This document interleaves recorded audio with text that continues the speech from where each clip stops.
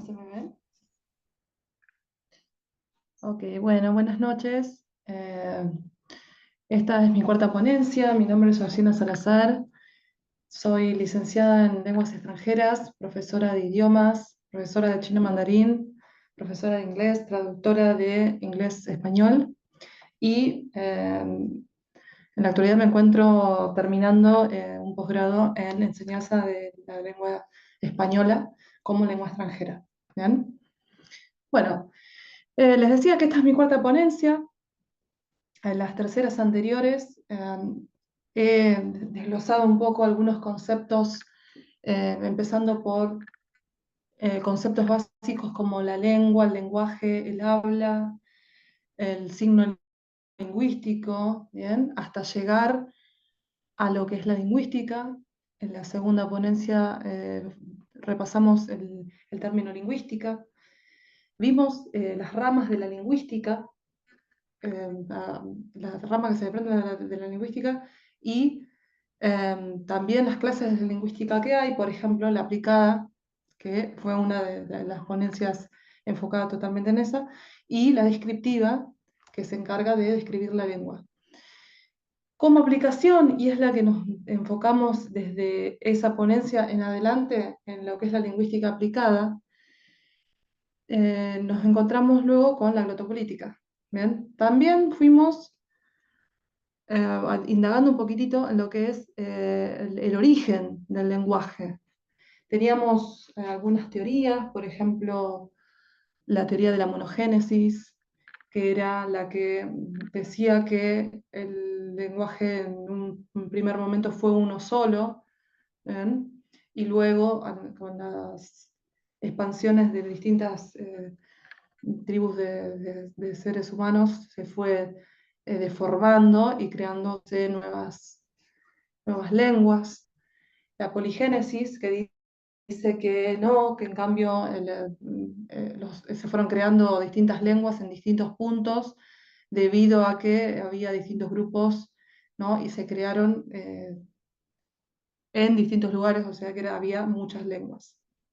También vimos explicaciones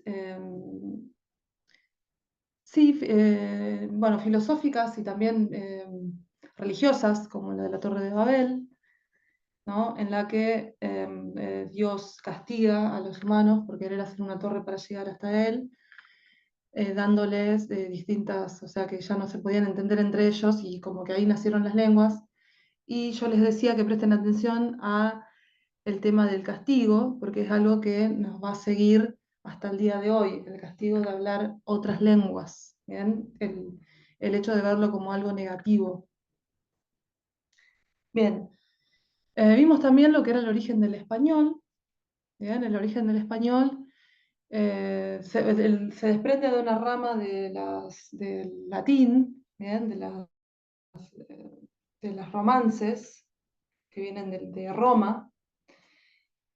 Dijimos que fue uno de los idiomas como más, vamos a decir, cuidados, protegidos, a partir de la invención de la imprenta, junto con esta decisión glotopolítica, que ahora vamos a ver de nuevo la definición de la glotopolítica, esta decisión glotopolítica de intervención en la lingüística de parte del rey Fernando X de Castilla, el cual dijo que, bueno, ya no vamos a pasar a hacer las impresiones al latín, sino que vamos a estandarizar el castellano que era el español que se hablaba en Castilla.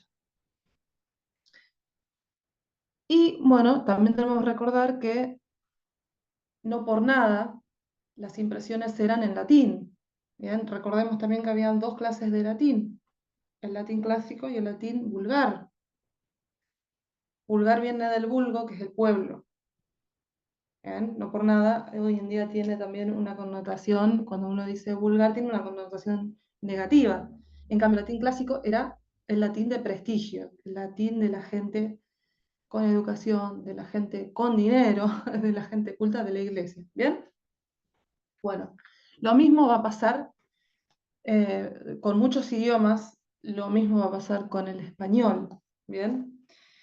De ahí se desprende una definición de que vimos la clase pasada, que era la de la glotopolítica. ¿Quiénes intervienen en la lengua? Bien, ya llevamos un poco lo lingüístico a lo político, una intervención política referida a lo lingüístico.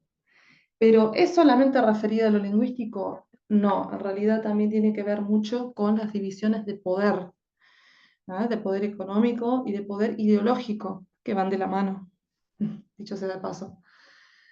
Entonces, vimos cómo esta decisión glotopolítica, que bueno, vamos a definirlo ya, la glotopolítica es un análisis crítico de las intervenciones políticas sobre lo que es la lingüística. Entonces, esta decisión hizo que se mantuviera, también, o sea, también es una decisión política y glotopolítica, el imprimir, por ejemplo, eh, algo en el latín clásico, también fue una decisión glotopolítica. Y este término se acuñó no hace mucho. A partir de 2000 se volvió a utilizar. Ya existía, pero se volvió a utilizar a partir de 2000, cuando se empezó a hablar un poquito de estas... No, se viene hablando hace mucho, pero en una conferencia una ponente sacó este término, desempolvó este término, porque se necesita analizar críticamente muchas veces las decisiones. Bien, ¿por qué se sacó? ¿Por qué se desempolvó este término? Bien, tenemos instituciones, que eso fue de lo que hablamos la clase pasada, como la Real Academia Española, como el Instituto Cervantes, ¿bien? Que tienen como premisa mantener la pureza, ¿bien? Pureza va a venir de la mano de lo que decía antes yo de prestigio, ese latín que era clásico, va a ser este español culto, que es el que ellos quieren proteger. Bien, ¿es solamente proteger el español o hay algo detrás? Y detrás hay poder, ¿bien? Hablamos también de la SALE. La SALE fue como un intento de democratizar estas conductas normativas, ¿bien? Porque no olvidemos que son instituciones de carácter puramente normativo, ¿bien? Cuando la lengua en realidad, si uno quiere estudiar la lengua, tiene que hacerlo desde un punto de vista más descriptivo, porque la lengua siempre fue dinámica, siempre cambió, ¿bien? No es la lengua la que lo cambia a uno, sino viceversa, es la historia la que cambia la lengua. Pero estas instituciones son de carácter normativo, quiere decir que te dicen qué es lo que es correcto y lo que no es correcto. Es decir, bueno, no está mal querer mantener proteger el idioma, ¿bien? Si uno dijera que es solamente para protegerlo de anglicismos, uno puede decir, bueno, no está mal, protejo de mi idioma de anglicismo, como lo vamos a ver en la ponencia de mañana con los idiomas asiáticos. Vamos a ver que hay idiomas asiáticos que tienen este proteccionismo, eh, que es más, no digo que no exista eh, tensiones de poder detrás, siempre las hay, pero tiene más sentido, por lo menos en mi opinión, proteger de extranjerismos a dentro de, no sé, una comunidad. O sea, lo que estás haciendo más vale es hacer una disgregación, ¿bien? Discriminación, ¿bien? Y hablando de discriminación, porque no es solo el español, no es solo la RAE, ni todos estos entes la que lo hacen, vamos a ver ahora eh, un video sobre un caso de intervención, de discriminación lingüística, podemos decir, pero hacia los hispanohablantes en Estados Unidos.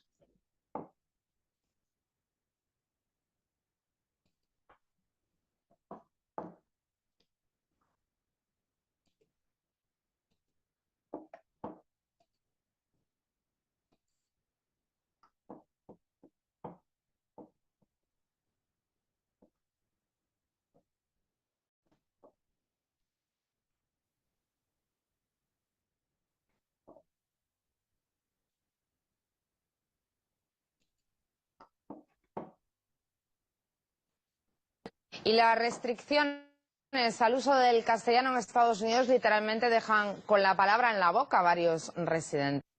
Pese a que el país no tiene un idioma oficial a nivel federal, los hispanohablantes arriesgan hasta sus puestos de trabajo al oponerse al monopolio lingüístico. Nicolás Sánchez O'Donovan nos cuenta más sobre esta problemática. Este es Rubén Albarracín. Su pasión es entrenar a jóvenes futbolistas. Como muchos equipos de la Florida, el suyo estaba compuesto por inmigrantes o sus hijos. Las tácticas de juego, los consejos de los técnicos y los gritos de motivación eran siempre en español, que es el idioma con el que todos los componentes del colectivo se sentían más cómodos. Pero a la dentro de un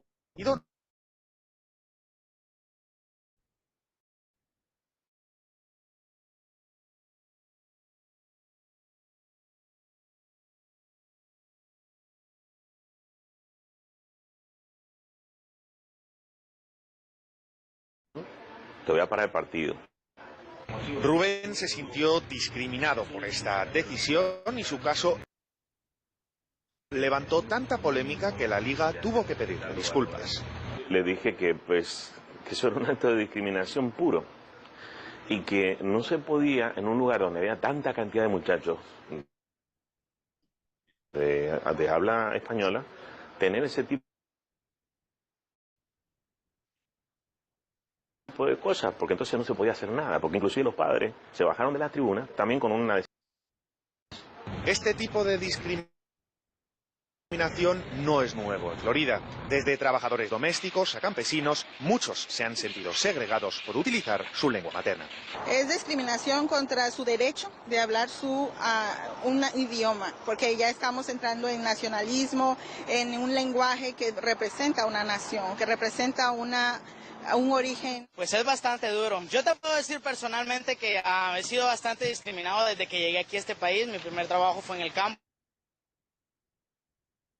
Los agentes de policía te paran o te dicen algo, entonces ellos saben hablar español, pero cuando tú les dices que no hablas inglés, entonces ellos te siguen hablando en inglés. Sin embargo, los policías pueden pasar muy fácilmente de ser los que discriminan a ser los discriminados.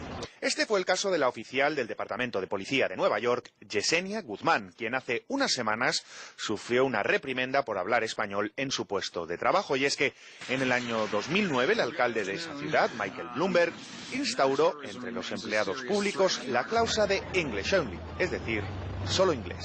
El señor Bloomberg es un hombre medio, digamos, autoritario, tiene esa reputación de poner reglas que pueden tener sentido en términos generales, pero como se aplica a veces es abusador.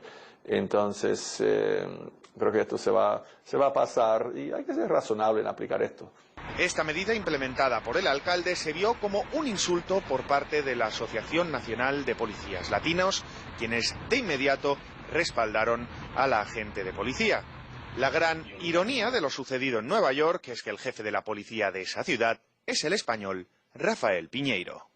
En Estados Unidos no existe un idioma oficial a nivel federal. Además, según el último censo, hay más de 50 millones de hispanos en el país, eso sin contar los aproximadamente 11 millones de latinos indocumentados. Geográficamente, pues hay ciudades con nombre en español, desde Los Ángeles, California, hasta Boca Ratón en el estado de Florida. Además, hay políticos, medios de comunicación y un sinfín de organizaciones hispanas. Pese a esta presencia, tanto social como histórica, hablar en español en este país aún puede ser motivo de discriminación. Nicolás Sánchez O'Donovan, RT. Ok. Como pudimos ver, los actos de discriminación lingüística llevan detrás divisiones de poder. ¿Bien? Claramente la decisión arbitraria de este funcionario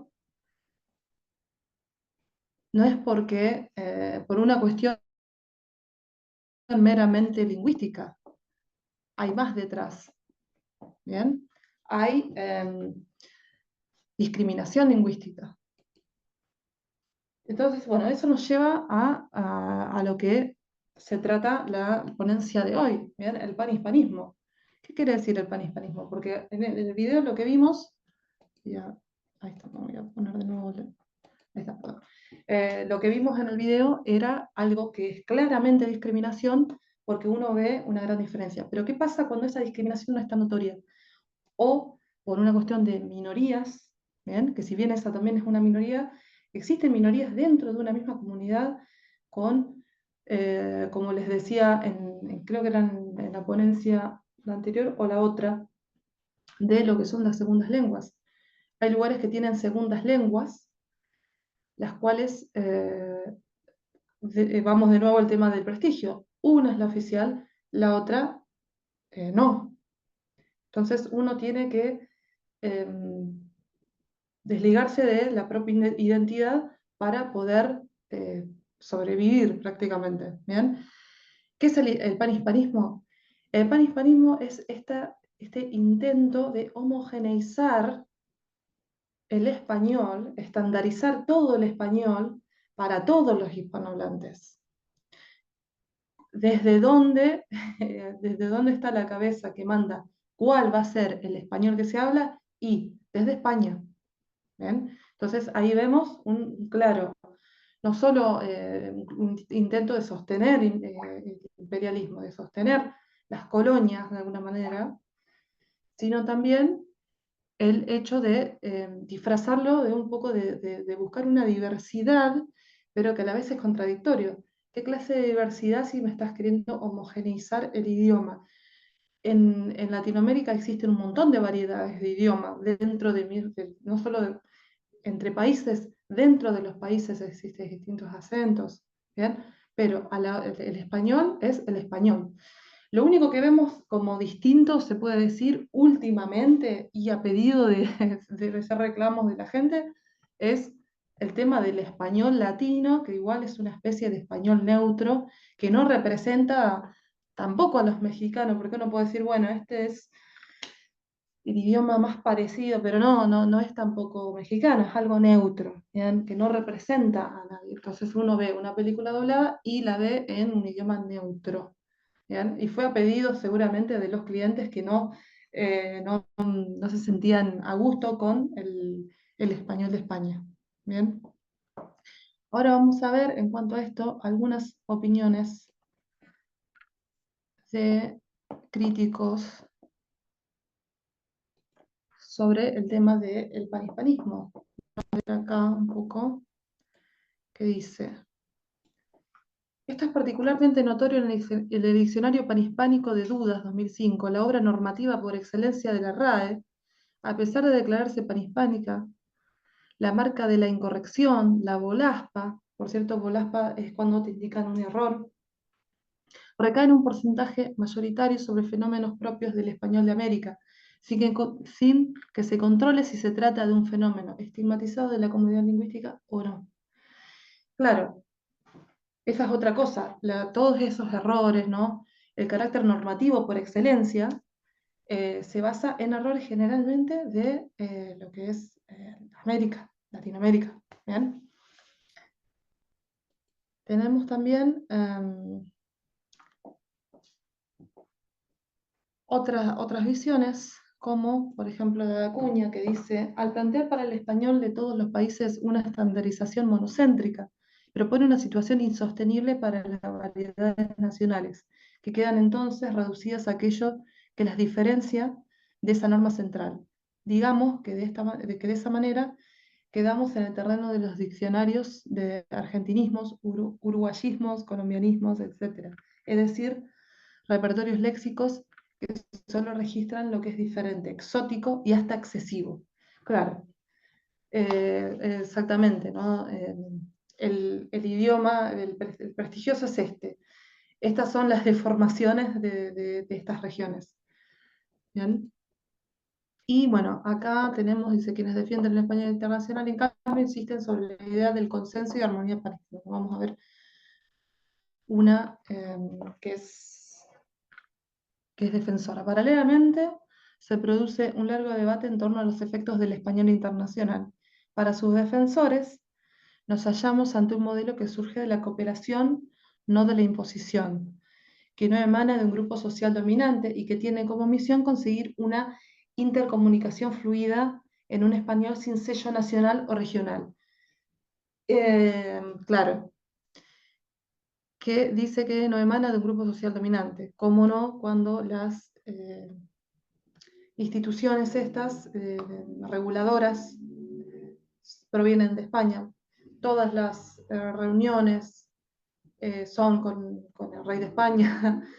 Incluso hablábamos ayer que la SALE, que fue esta, vamos a decir, institución que se vino a fundar en América como una suerte de decir, bueno, estamos más democráticos, ponemos una sede en Colombia y tomamos decisiones juntos, cuando en realidad las decisiones, también en la SALE, son tomadas por funcionarios españoles. ¿Bien? Y tienen que ser aprobadas también por funcionarios españoles y de la corona. Así que tenemos que, es todo como medio una fachada. Después dice, sin sello nacional o regional.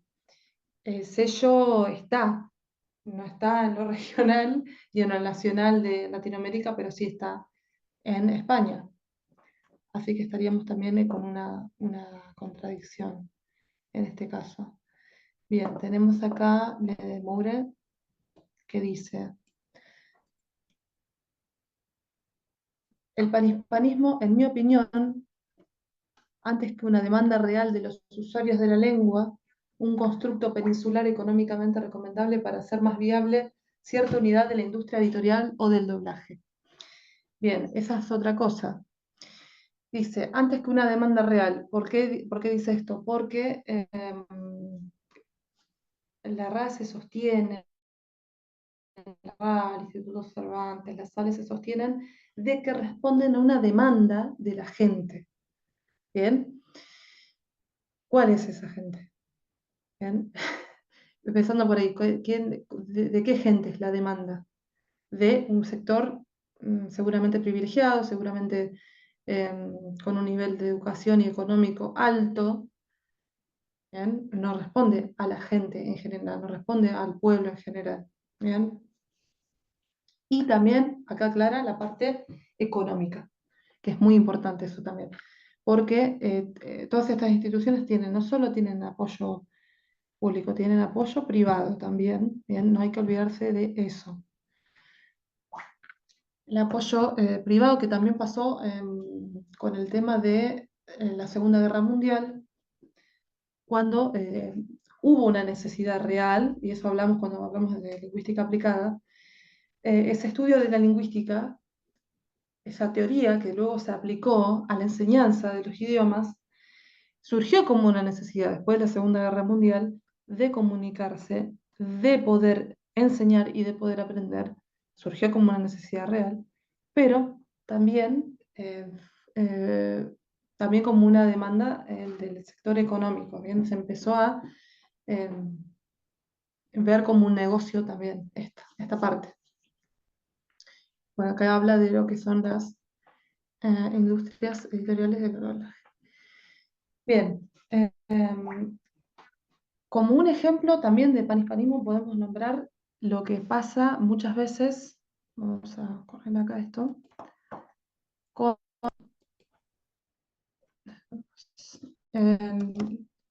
decisiones políticas que se toman, por ejemplo, en mi país en este momento, y se tomaron también ¿no? en gobiernos anteriores. Por ejemplo, hablábamos ayer del lenguaje inclusivo, que bueno, la RAE no lo había aprobado en su momento por el tema de tener errores en lo que es de conceptos, ¿no? De lo que es los géneros, ¿bien? El español no tiene, o sea, la RAE dijo, el español no tiene género neutro, como si, por ejemplo, lo tiene el idioma alemán. Entonces, cuando uno dice presidente, por ejemplo, no está diciendo que es neutro, sino que está diciendo que es presidente masculino.